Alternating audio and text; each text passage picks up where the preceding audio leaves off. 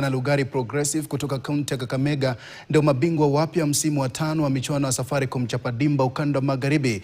Vihiga Cranes walitoa taji hilo baada ya kuinyuka shule ya sekondari ya Musokoto kutoka Busia 1-0 katika fainali iliyokuwa na ushindani mkali kwenye uwanja wa Masinde Muliro huko Kandui, kaunti ya Bungoma. Bao la ushindi lilipatikana katika dakika 61 pale Tony Omundi alipounganisha kwa kichwa mpira wa kona uliopigwa vizuri na Luka Ramsey na kujaza mpira wavuni huku akihakikishia Cranes taji hilo. Teamwork, hard work yetu imekuwa juu. The final was a real final.